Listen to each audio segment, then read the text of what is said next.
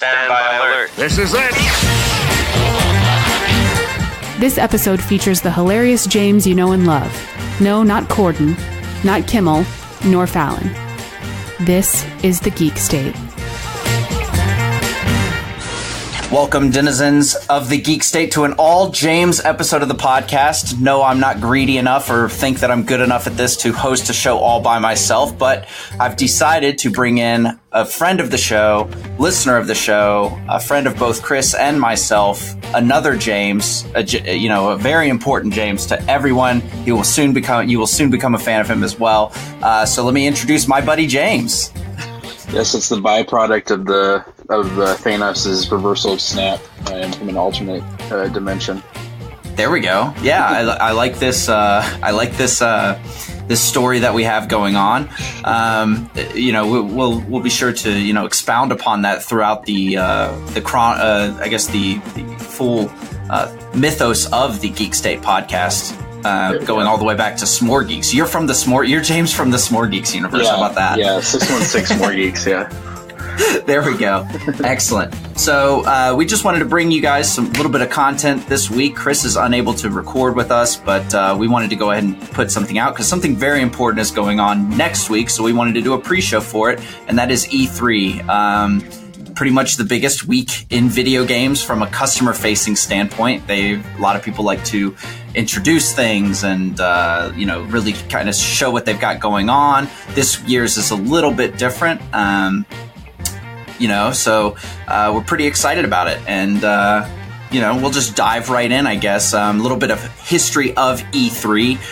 It started in 1995. It was a corporate forward event, much more so than a customer-facing event. Originally, it was a lot of charts and graphs and, numbers and things like that. Fun fact about the 95 one is that it also kicked off the, available now hype train, being that Sega, during their press conference, announced the Sega Saturn was available, even though it wasn't supposed to come out for months. And a lot of people think that is the reason that system failed, which is kind of sad because I like the Sega Saturn. Not as good as a PlayStation, but still pretty good.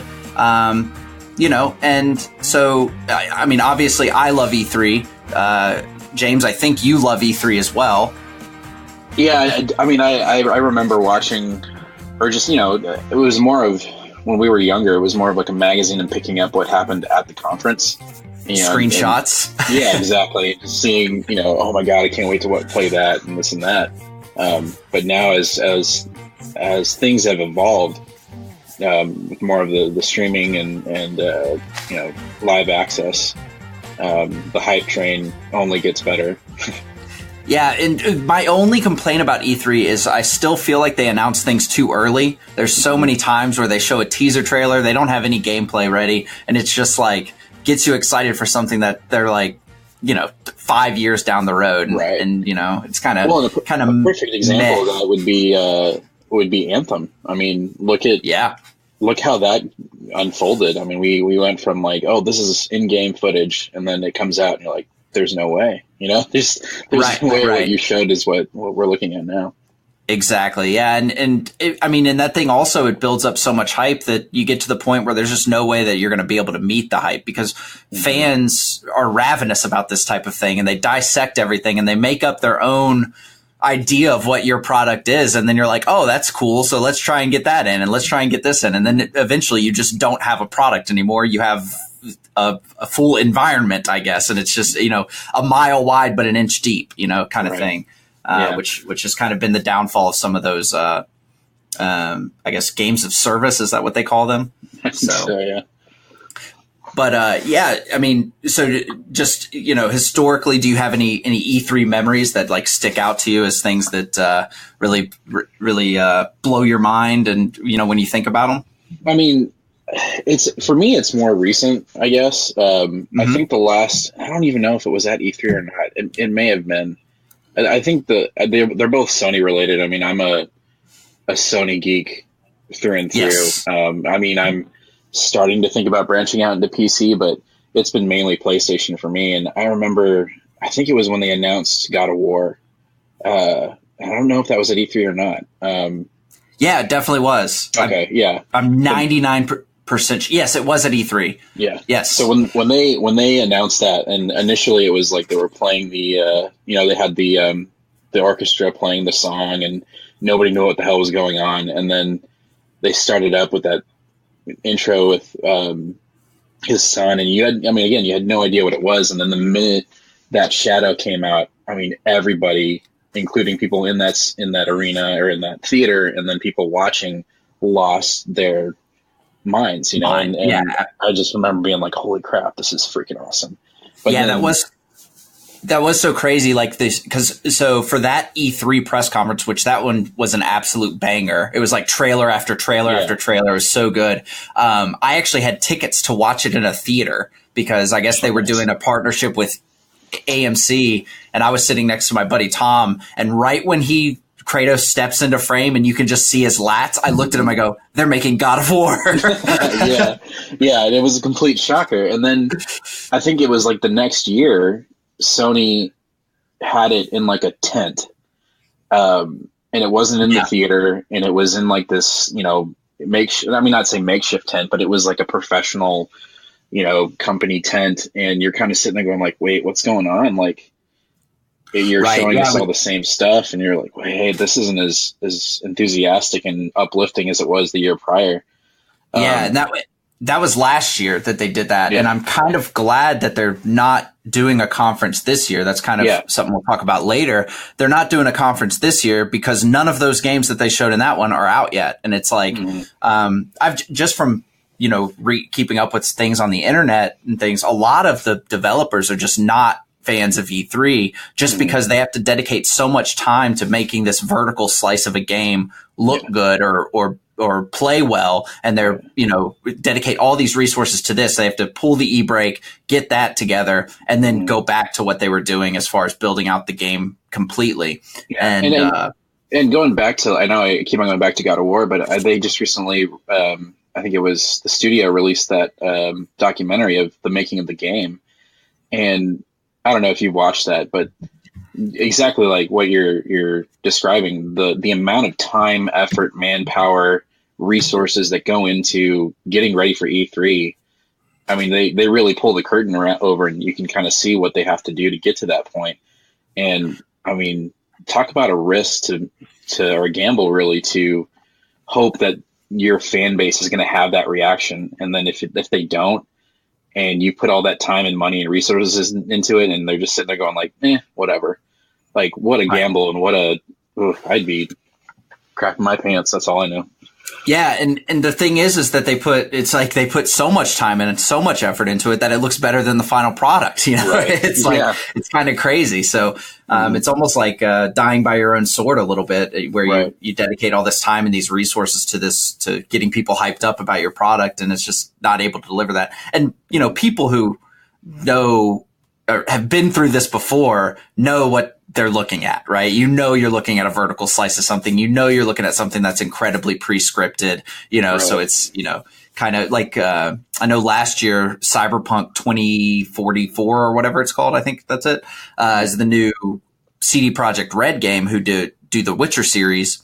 And they did a 45-minute demo, but like every bit of that demo was like beat for beat orchestrated, so it's kind of interesting. People are super stoked about how crazy that game's going to be, which, don't get me wrong, that game's going to be crazy, but it's like, you saw the best that they have to show at this point. It's not like they showed you the B-roll. Even going to, a couple years ago, Sony did Spider-Man, and the trailer was all these villains breaking out of a jail. Spoiler alert for Marvel's Spider-Man on PS4. That doesn't happen until the very end of the game. So they showed off this section of the game that was the very end of the game. And I'm just like, what? Like, while I was playing the game, I was like waiting for these villains to break out of the thing. And then it doesn't happen until the end. And I'm like, oh, well, I've already gotten to the best part of the game. I've already seen it. Yeah.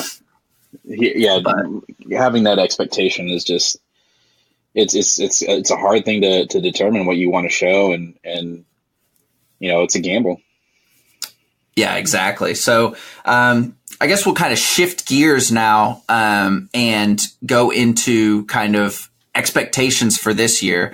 So we kind of have some of the major conferences that are going on. We had Google Stadia had their conference this morning. It was not necessarily associated with E3, but it was obviously timed to correlate with E3. We'll talk about that briefly. We have Microsoft is going to have a press conference.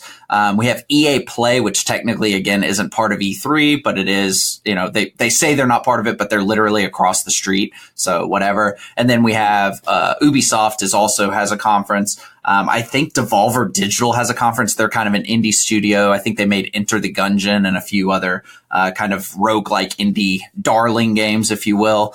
And then obviously we always have Nintendo Directs, and Nintendo's kind of taken a weird look at this year where they already had a Pokemon press conference either today or yesterday. And then they're also having a 3-day kind of event going on. So we'll kind of talk about that briefly. And then obviously the big omission this year, being PlayStation or Sony is not having a conference. But we'll kind of talk a little bit about what they've got going on. But just to kick it off, I don't know how much it's not in the show notes because I completely forgot about it because literally don't care. But Google Stadia had their event this morning.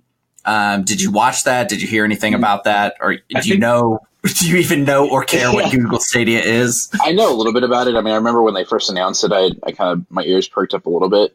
Right. But I mean, the main, for me today, and I know as we're recording this, Destiny did their whole, their version of a conference or a vid doc and all that stuff today.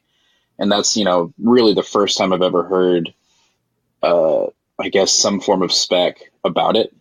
And even watching the impression it was getting from amongst streamers, professional gamers and streamers, they're kind of like, yeah, that's not really for me. I'm already kind of set. But to me, it's that format is really I feel like it's for like the person that's wanting to get into gaming, or the dad that wants to play with their son, or the kid that doesn't want to look around, their console and want to, they're traveling to mom's after getting out for the semester or something like that. Yeah, this is for kids of divorced parents. Yeah, they don't have to lug their PlayStation around. Yeah, and it's I think it has great aspirations and it can go pretty far. But again, it's just so new. But who knows? I mean, 5 years from now, it could be the next big thing, and we're talking about how consoles died. Yeah, I mean, it's pretty much the PlayStation 1 of this service. I guess kind of what's the PlayStation had they have that, what's their service called? PlayStation Now? PlayStation Now. Yeah, and that was a streaming platform. Didn't do too well because of, some latency issues, things like that. And they had like racing games, which were virtually unplayable on it because of the quarter-second latency you had. But so that's kind of the first version. And then we started, this Stadia is really probably, I would assume, going to enhance that by leaps and bounds. It's definitely going to be one of those things where we have to wait till it comes out to really see how well it performs. But I know part of the conference, they have the Founders Pack that they're offering, which comes with, I guess, the Stadia thing that you plug into your monitor, as well as a controller and a 3 months of their premium service. But they didn't give much information as to what the premium service was. It is $10 a month after that 3 months expires. But from what I understand, and take this with a grain of salt because I haven't done too much research, but currently the only game that's announced as being part of that quote unquote premium service is Destiny 2. But I also heard that Destiny 2 is going free to play. So, at least for the base game and the first year of expansions, which conveniently enough for me is exactly what I've already paid for. It always happens that way. It always works out that way. You're like, oh yeah, and now we're selling all of it in one package, or it's all free. And you're like, oh, what the hell, man?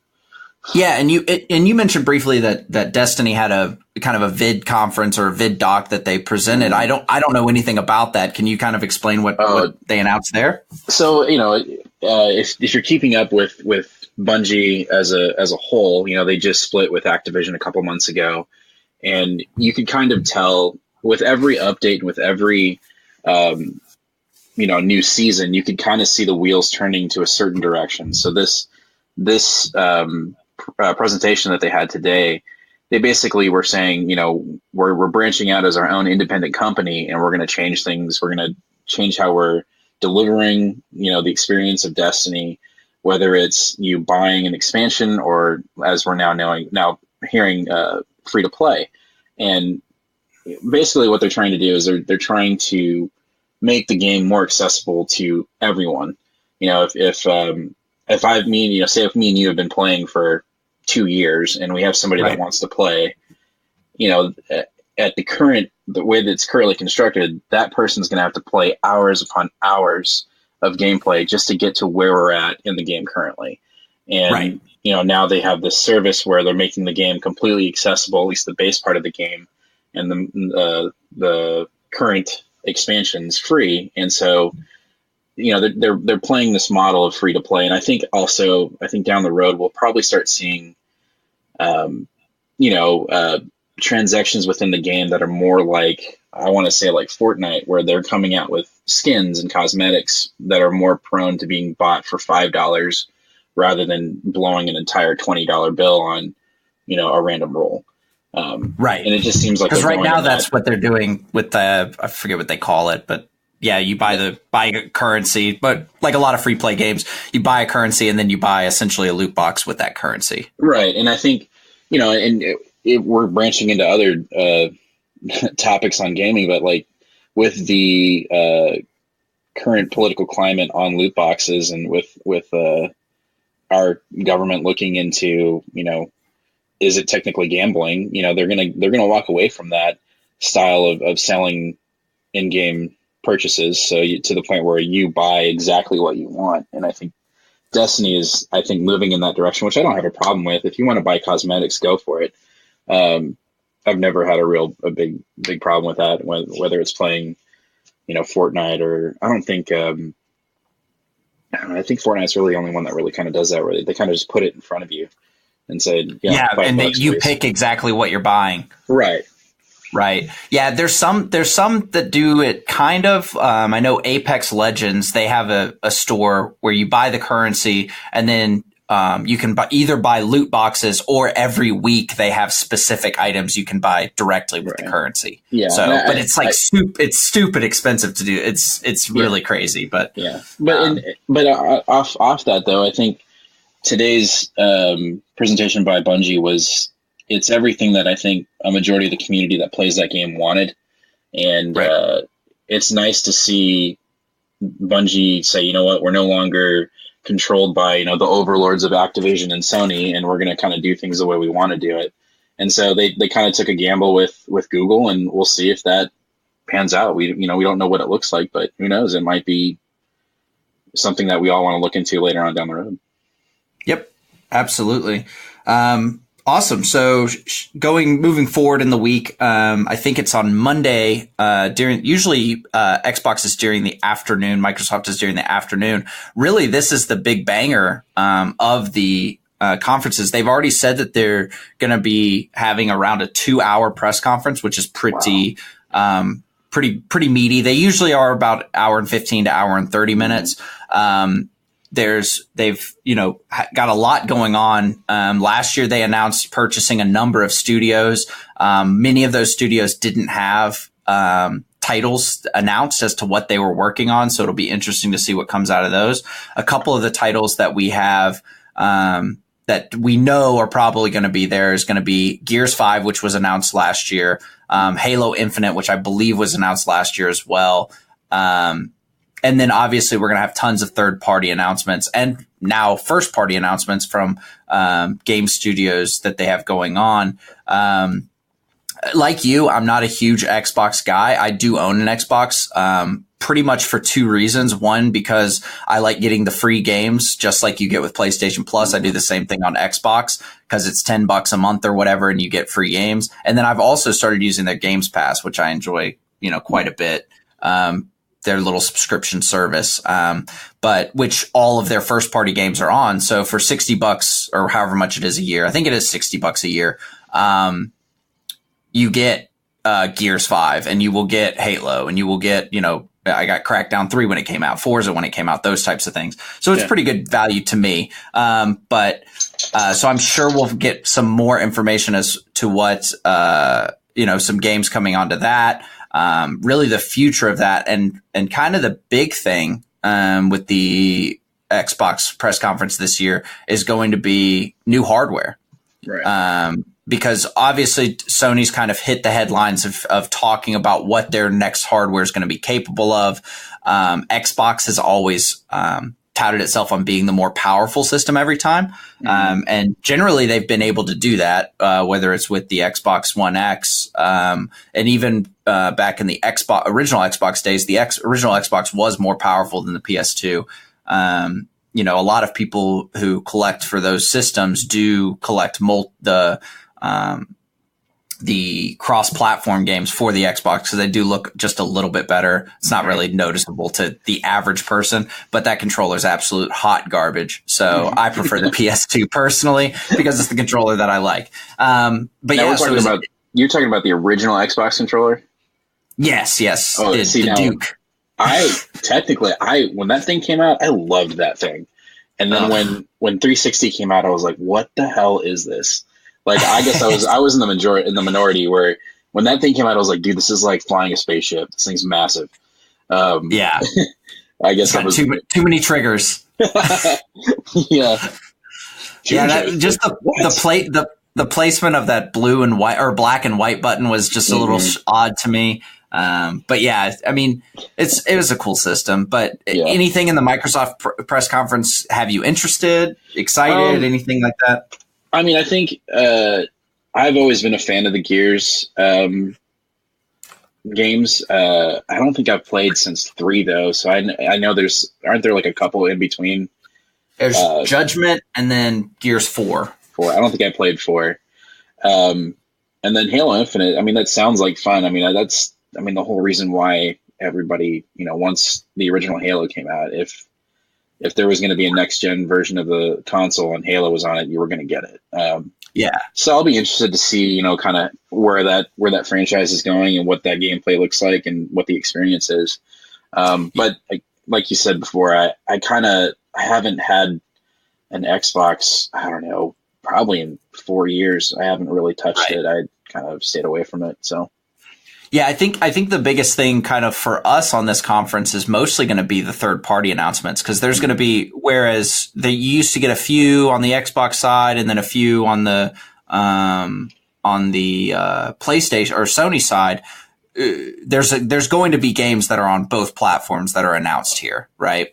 And so I think that's going to be the most interesting. The other one that I'm pretty excited about, which it's not confirmed by any means, but there is a lot of rumor that Microsoft is trying to bring back Fable, which was one of my favorite series on the Xbox and the Xbox 360. So pretty excited about the idea of that finally making a comeback. A long-awaited comeback for me. I still remember going through magazines back in the day of magazines, when the original Fable was announced, and they were talking about like what you do as a child changed how the game plays out as an adult, which it does very little. But when it was first announced, they were like, if you chop down a tree as a child, the forest will be gone, kind of thing, So it obviously wasn't that because the technology wasn't there yet. But I think it's Peter Mayhew is the game designer, was the original game designer, and he's been known to sell a false bill of goods in his day. So, but yeah, so I'm pretty excited about that. It kind of an aside that reminds me of like early E3 memories, and one of my earliest ones was in the late 90s, and I had a Sega Genesis. We didn't get an N64 till like 99. 98, 99, somewhere in there. But we had a Sega Genesis for the longest time. And there was all these trailers and stuff, or not trailers, but like pictures in the magazines of like Sega Saturn games and PS1 games. And I would be looking through them like, please say it's coming out on Genesis, like an idiot. Like I had no idea that like the limits were not in the cartridge, but in the actual console itself, I was like, this has got to come out. It's got to come out. Yeah. I was such an idiot. But I mean, it goes back down to that nostalgia thing of just like picking up a magazine of like Game Informer or whatever they were, and just like, yeah, I mean, you could spend hours just looking at it and be like, oh my God, that looks like so much fun to play. Right. And to look back and at it was literally 1.5 inch by 1.5 inch right. pictures is all we had to go off of. And now we get cinematic trailers and full gameplay trailers, and we're like, I don't know if I'd play that. Yeah, that doesn't really look good to me. It's like, wait, what? Yeah. So, I mean, I don't know that we have much else to say about Xbox other than I'm sure when we do a post show next week, we'll talk a little bit about some of the cross-platform games that they have coming out. Since I've been talking about cross-platform, something that's not on here, there's 2 conferences that I omitted from this on accident. One being the Bethesda conference and one being the Squaresoft conference. And I believe the Square conference is after the Xbox conference. Does that do anything for you? Are you interested in anything that they might, now that Kingdom Hearts 3 is out, not that you're a Kingdom Hearts fan, but what do they have to talk about? You know, I actually am. And I don't know if I'm in the minority again, but I was very disappointed in that game. But yeah, it was awful. Can be a different talk. That's a show all on its own, us griping about that. So Square, they're coming out with, so they've got the Final Fantasy VII remake, correct? Right. Yeah. And then also, I thought I saw or read they're doing an Avengers game as well, or is that Square? Yeah. They are, yeah.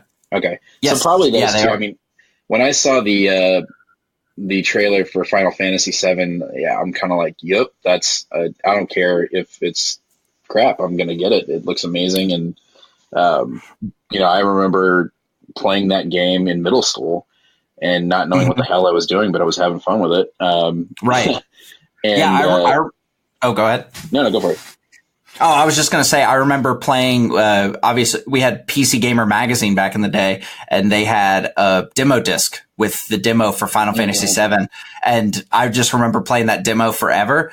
And I didn't know that there was a run button. So I was just like walking super slow. And it took me like an hour and a half to play this like probably 10-minute demo because I was walking so slow and I had to fight something like every, 10 steps I took. Yeah. But, and I think that's one thing that, has come out from the Kingdom Hearts series that'll translate into this is the whole, I mean, I still get nostalgia for the whole playing, the typical RPG and, turn-based attacks. But, from the game footage that we saw, it's going to be more of a Kingdom Hearts style, swing and slashing, but still, hitting your combos and stuff like that. But it looks like fun. Yeah, it definitely looks fun. It looks very pretty as well. So I'm pretty excited about that. I'll be interested to see how they manage that though, because they've announced that it's going to be episodic.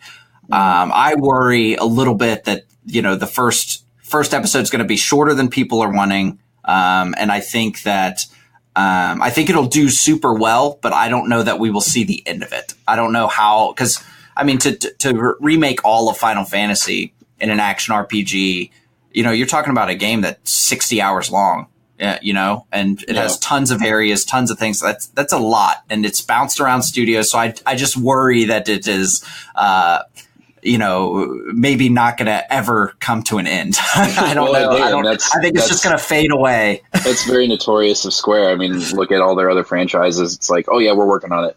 No, we want to add more. No, we want to add more. And then by the time it comes out, you're like, you worked on it for 15 years and it doesn't seem like much has changed. Yeah, I mean, Final Fantasy 15 is an excellent example of that. I mean, the game came out and it had gaps in the story that they filled in with DLC because it just wasn't ready yet. And that game was in development since before Final Fantasy 13 came out, because originally it was Final Fantasy 13 Versus or something like that. So, not good. But, and then obviously, like you said, they also have an Avengers game that we know nothing about, other than that it's apparently it's going to be some sort of action game. I don't think it's an RPG. And we've seen a teaser trailer for it, which was just kind of, if I remember correctly, it's just kind of pans over almost like the original Endgame trailers were, where it's just like stuff blown up kind of, and it shows like Captain America's shield and Iron Man's arc reactor or whatever it's called. Kind of thing. So be interesting to see what happens there. Sure. But other than that, I don't know what they might have. Maybe they have Final Fantasy 16. Who knows? They'll probably announce Kingdom Hearts 3.011, some BS where now we can play around with the Star Wars world or something like that. I don't even get started on that. Yeah, Kingdom Hearts 3 was such a disappointment. All these games are based on all these classic movie franchise, or not movie franchises, but Disney movies, and then all of a sudden they bring me all this Pixar stuff that I've never seen, have no clue about. I've never seen Frozen, I've never seen Tangled, I've never seen Big Hero 6. I have no idea about any of these worlds. I was literally just playing that game to finish it. It was why awful. the hell is the snowman singing? I don't know. Exactly. And then you had to run around and find his body parts, and there's one that was hidden in the middle of nowhere. Yeah. It was so obnoxious. Anywho, that's for another day. Speaking of other things that disappoint me, last year's Bethesda press conference was quite disappointing. Spent a lot of time talking about Fallout 76. I think they knew that this was going to be a kind of an uphill battle for them to release and for it to be successful. I've heard that it's gotten better. I haven't gone to try and revisit it. I personally think that this Bethesda press conference, they haven't announced a lot of what's going on. I think we're going to see Doom Eternal, which is coming out later this year. I think we're going to see the Wolfenstein. There's another Wolfenstein game that's coming out that's kind of a co-op shooter, first-person shooter that looks pretty interesting, where you play as BJ Blazkowicz's twin children. And then I think a lot of it's going to be dedicated to a future plan of Fallout 76. I'm not sure that anyone cares about that, but I think that's what you're going to get. So unfortunately, that seems to be a trend amongst developers lately. It's like, just get the base game out. We'll probably lose some players, and then they may want to revisit when we have an update, and that just seems to be the trend currently right now. Yeah, and I mean, I don't know if Elder Scrolls Online is Bethesda or not. I know it's the same studio, or Zen Studios, I think is the name of the. I think they have some kind of. I think they have some kind of, obviously some kind of association with it, because when you boot the game up, it definitely says Bethesda. Oh, does it? Yeah. Yeah, because I mean, that's one of the games that's a good example of that. I mean, they just came out, or are coming out, with Elsewhere as a DLC thing. But when they came out with the Morrowind expansion, I hopped back in then. Mm-hmm. I mean, it's kind of a thing where, and then I'll pay the I'll re-up my subscription just so I'm not limited on what I can do in the game. Right. But I kind of am for this type of thing. I just wish the base game was better when it comes out. Yeah, and I guess you're obviously launching an MMO is pretty tough, but it just didn't get enough love and attention. I think, and Bethesda's pretty interesting in which they don't really show much if it's not coming out within the next year. So I don't know that we're going to see much else, because I know they're working on Starfield and they're working on Elder Scrolls 6 apparently, but. I don't think either of those are anywhere near coming out. Maybe they'll surprise us and Starfield will be out, in December, but I highly doubt it. So, but, and then next we have EA Play, which again isn't part of the conference. And I think this one's going to be very heavy handed in Star Wars Jedi Fallen Order. To my knowledge, that's the only game that they've got coming out, outside of their, regular stuff. They've got Battlefield 5 that they've said that they're going to talk about. They're going to talk about Apex Legends, and then they're obviously going to spend way too much time talking about Madden, FIFA, and NHL, which is fine, because FIFA is probably their best-selling game. I mean, it's worldwide. Everybody plays it. So I know they make a ton of money on those Ultimate Team rosters and all that stuff, so they'll probably spend a lot of time talking about that. But where are you at on this Jedi Fallen Order? So when the initial trailer launched, I'm pretty sure it was like everybody else, like, hell yeah, we're getting a Star Wars game that's not Battlefront. I'll be interested to see how it goes. I mean, I know that EA has had a lot of trouble with non-sports games. It's very evident in a lot of current releases that they have under their belt. So it'll be interesting to see where it goes. I hope that they kind of go the same route as, I guess, like God of War and Spider-Man. Like, we haven't had a lot of games that have come out that are like just base disc games that don't have online features. It's all story driven, and you're kind of playing a movie essentially. That's what it used to be like when you bought a video game. It was like you're in the story, right. And now the culture is all online, multiplayer, live game, constant updates, and it's kind of a nice breather to get these games. So hopefully it's in that same vein as Spider-Man and God of War, where we're so consumed with the story and we're not worried about, what DLC or what new skin is coming out tomorrow. You know what I mean? So hopefully it's a good story-driven, cinematic-based game. Yeah, I think the main thing I want to see from this is some gameplay. I mean, I want to see what the combat's like. Is it like Force Unleashed, which I loved, which is Star Wars God of War. Loved that game. Thought it was. I think it's super underrated. I even loved the sequel. The story of the sequel is hot garbage, but the actual game itself, the gameplay is a lot of fun. Well, yeah, the fact that you can bring down a Star Destroyer with your hands is like, that's the best thing ever. Yeah, it was so cool, so cool. And I'm super bummed that is no longer canon. Like the idea that Darth Vader had a secret apprentice and all that. I think that's so cool. But anyways, so I'm mostly interested to see what the gameplay is like. Is it going to be like that, or is it going to be more slow paced? Kind of not, I wouldn't say Dark Souls, but just kind of more of a thought-based approach to combat, where you're not just running in and pushing square a bunch, kind of thing. Yeah. Which, trust me, 100% into those games. I think it was, what is the name of that game? It might have been Shadow Warrior 2, which is just a first-person shooter, an old, kind of a Doom type first-person shooter. But they have a game mode on there where it's like, they've got the difficulties, and it's like easy, medium, hard, and it's like that. One of the difficulties is I've had a long day. I just want to kill something. It's like, that's my game. That's my type of game, Yeah. So, so that's EA Play. I maybe we'll get an announcement that we aren't expecting. Hopefully we do, just because I like that kind of those hype moments. I think for Apex Legends, you're going to get a lot of information about Season 2, what they have going on there. I personally loved that game when it first launched, but the quality of player kept rising while I didn't have time to get better. So gotcha. I kind of bowed out of that one pretty quick when I realized that when I got a couple early wins, I realized that that wasn't going to continue to happen. So bowed out of that one hastily. So next up, we've got Ubisoft's press conference. Ubisoft is always kind of in for a sneak attack. They're taking this year off of Assassin's Creed, but they still have some Assassin's Creed DLC coming out, which I'm sure we'll see a little bit of. They've, what's already leaked is Watch Dogs Legion, which I don't know. Have you played the Watch Dogs? Is that? I think I played like the first one, and then I was like, not in it. Nope. The first one definitely disappointed a little bit. The second one was a little bit better. But I'm interested in seeing this. One of the big things they talked about in kind of the leak that was said in the leak was that it is you can play as anyone. So I don't know what that means, but literally anyone in the world, from what I understand, you can take over and play as that person. So it'll be interesting to see how that works and what that is.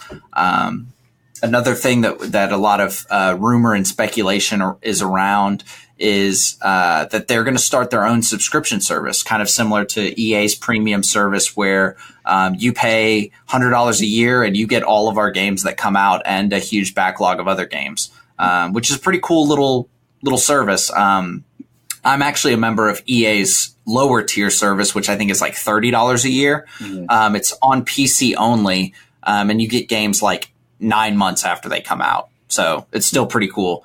But it's pretty neat little thing. But yeah, one thing that's interesting with Ubisoft is they've kind of been buddy with the Nintendo. And they came out with that Rabbids and Mario Battle Royale, which you have a Switch, don't you? Yeah, I do. And we actually, Sarah, my wife, that was like one of the games. She was like, we got to get that game. Brag about it. Yeah. So and they came out with that. I almost want to assume that there's going to be some sort of Nintendo partnership coming out, whether it's a Rabbids 2 or something else going on. I think in either Ubisoft's press conference or Microsoft's press conference, I think we're going to get a Smash Brothers character revealed. I think that would be pretty cool. That would be cool. Whether it's, I don't think it'll be like Sam Fisher from Splinter Cell because you already got Solid Snake. It's kind of a overlap, but a lot of people are speculating maybe Banjo-Kazooie in Microsoft's press conference because technically Microsoft owns that character. Right. Because they purchased Rare. But back to Ubisoft, I think some sort of partnership with Nintendo will come out, but we just don't know what that is. I don't really. We'll hear a lot of French Canadian accents. That's always something that you get at Ubisoft's press conference, and hopefully they don't bring back that weird guy who hosted their press conference a few years ago, who tried to get audience involvement, and it was very awkward. Oh, one other thing we'll probably get at Ubisoft's press conference is a dance party, because there's probably another version of Just Dance coming out, and they love to have their little dance party on stage. So we do have that to look forward to. And then last but certainly not least is Nintendo, which they don't have press conferences. In 2013, they started pulling out of E3 a little bit. So next up and the last press conference we have coming on is Nintendo. And it's going to be pretty exciting to see what they've got coming up. In 2013, they kind of drew out of E3 and started doing these pre-recorded press conferences. And so it'll just be fun to see what they do. I kind of like the way that they do it, where it's well produced, short, quick videos. Here's what we got going on. And so, yeah, I don't know what they're going to announce. I think they've already done the Pokemon E3 or the Pokemon Direct earlier this week, where we found out a lot of information about Pokemon Sword and Shield, which was pretty great. Pretty interesting stuff. It looks cool. It looks way more interesting than that Let's Go Pikachu and Let's Go Eevee. It's back to the core battle system and things like that. Lots of new Pokemon that I've never seen before. Will not dedicate any brain cells to remembering any of their names, but I will definitely play this game. It's surprising that it took them that long to go giant, like to make them. You come from a land of Godzilla and Ultraman, and now finally we get Pokemon that are gigantic. Yeah, which is beautiful. A beautiful thing. Yeah. A beautiful thing to have the gigantic Pokemon. But the other games that they have on the horizon are things like we've got Luigi's Mansion 3. They'll talk a little bit about that, I'm sure. They may spend a little bit of time on Mario Maker. Yeah. There's, they already had a Mario Maker press conference earlier, or not press conference, but Nintendo Direct earlier, giving a lot of information out about that. We'll see what comes of that. And then the other things that they've got going on is Metroid Prime 4, which I don't think we'll see anything from, but I do have a feeling that because we're so far removed from Metroid Prime 3, that I think we will get a port of the Metroid Prime trilogy on Switch, which would be great. Yeah. That's what I'm hoping. That's my pie in the sky dream. I hope that's happening. And then apparently, rumor mills are going around that there is a Star Fox game that's been in works for a long time. Ooh. That is not a traditional Star Fox game, but rather it is a Star Fox racing game. And the amount of enemies that you shoot makes you go faster. I don't know the full how it works, but that is slightly intriguing to me. Yeah, I mean, anything with Star Fox is awesome. That was that was a kick-ass game when I was a kid. So yeah, and I have talked about it before. I bought that Starlink thing on Switch when it went on sale because no one bought it, and it's pretty much like a little Star Fox game. It's actually quite a bit of fun on the Switch. So I would highly recommend that. You can even play as Star Fox. So there's always that. One omission, like we said earlier, is PlayStation will not be at this year's E3, which kind of interesting. This is the first time that they've done this. Again, I think it's because they don't have anything new to announce. I think they're kind of working on getting everything out the door and then kind of moving on to getting ready to announce their next console. PS5. And so they've been in that same train of like, oh, we leaked something. Wink. Yeah. No, you're just right. You're getting free press, which is, I mean, it's smart. Don't get me wrong. I think it's a great idea, but yeah, I think it's just a trend that we're seeing now, where more and more of these companies and distributors are leaking things rather than spending a bunch of money going to E3. Absolutely. Yeah. And I think it'll be interesting to see if they decided to make some kind of rogue announcements throughout the conference. Yeah. Just to make sure people remember that they're still here. They have noted that, PS5 is going to be PS4 backwards compatible. There's still going to be plenty of stuff coming out on PS4 once PS5 launches. But I don't think we'll hear anything about PS5 until later this year, December area, probably bringing back, PlayStation Experience, they call it, which is kind of their December press conference. That's just them. Right. So hopefully we'll hear something. And then probably everything's pointing to a 2020, release for the new systems. And I think this year, all in all, I think this year is Microsoft's year to jump in front of everything. They're going to have a lot of eyes on them in their press conference. And I think they're going to have a lot of stuff coming out. I think they're going to have some third-party announcements that no one was looking for, or no one was expecting. And I think that they're going to talk a little bit about their new console, and really maybe, I don't know that they'll show gameplay on their new console, but I think they will definitely show this is what this thing can accomplish versus what your Xbox One X can accomplish, and things like that. I think there will be some tech demo type things. So any hopes, any dreams that you have coming up for this E3? Obviously we'll see if they happen, but what's your pie in the sky? What is the one thing that could happen and you would just have to turn off the computer and walk away because you just couldn't handle it?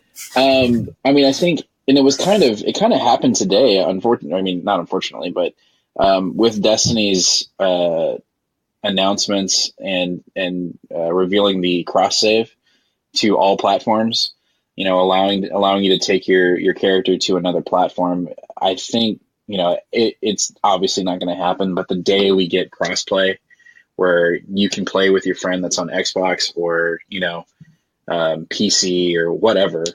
I would love to see an announcement like that. Obviously, we're very far away from that. I think, you can do it with Xbox and PC, and we're just waiting for the day when we can actually have, a unified gamer experience where it doesn't matter what console you have, you can play with your friends on anything.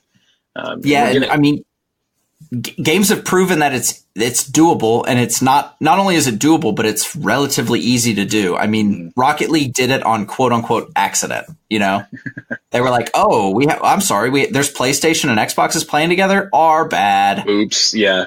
Yeah. We'll fix that. My bad. Yeah. Calm down, Sony." And what it is the determining factor always is money, the dollar bill. So we'll see what happens. But a lot of it has to do with the post-launch transaction of it all, right?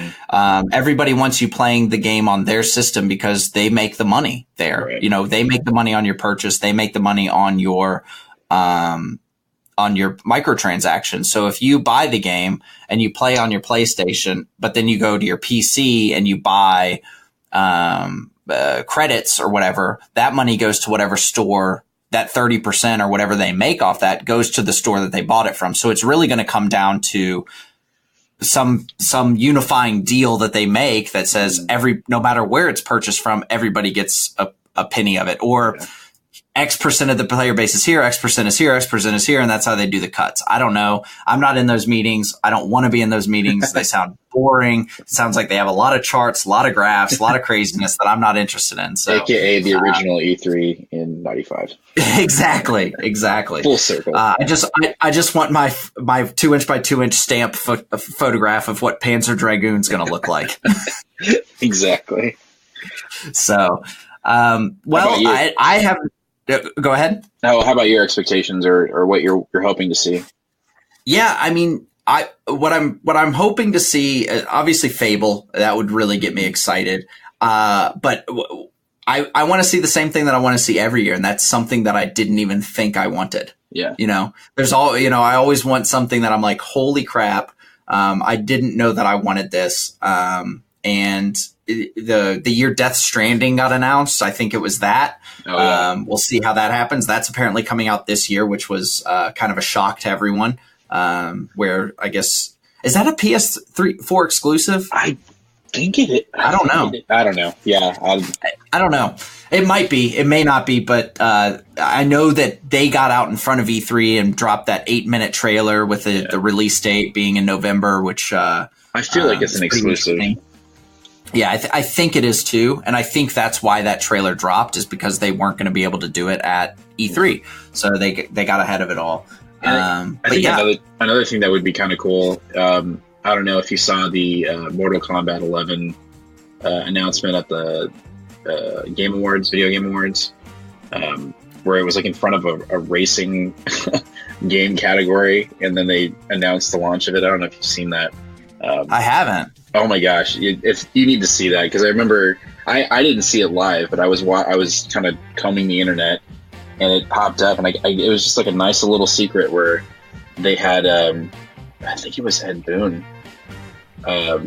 come out and introduce this category, and he's like, all right, let's look at the nominees, and then they're showing like the intro to the category, and then Scorpion's what the heck is it called? His chain, his harpoon. Yeah, it flies out of the screen, just boom, and then there's an MK11 trailer. Kind of that. I think if we had some kind of surprise like that, where you're expecting to watch something completely different, and then it just flips it on its head. I mean, I highly recommend seeing that, because it's really fun to watch the crowd kind of like lose their shit. Yeah, that's awesome. On MK11. That being said, they need to bring back Mortal Kombat or whatever it was. I don't remember what game it was. I think it was Mortal Kombat Armageddon had it as like a mini game where it was like a kart racer. I think greatest thing ever. When they did, I don't remember. It was one of the outlets. They kind of did a 200 questions with Boone, and they asked him, "Are they bringing that back?" And he's like, "Most definitely." So I mean, we may see it. Who knows? That might be the surprise of E3 is Mortal Kombat racing. Yes, I would love it. I'd be so excited about that. Nothing like going through the Outworld in a Sonya Blade cart, blowing kisses. There you go. Yeah, super exciting. Well, I think that about wraps up our pre-E3 coverage. We're super excited about this. We would love to hear what you are excited about. We'd love to hear what things you are looking forward to. So be sure to find us on Twitter, on Facebook, on Instagram at Geek State Pod. And we will see you next week, and we will find out if we had reason to be excited or if we're going to be disappointed. Hopefully it is not the latter. James, I want to thank you again for joining us this week. We can't wait to have you back. So I don't know how Chris usually ends this, but I'm going to say goodbye, everybody. Later.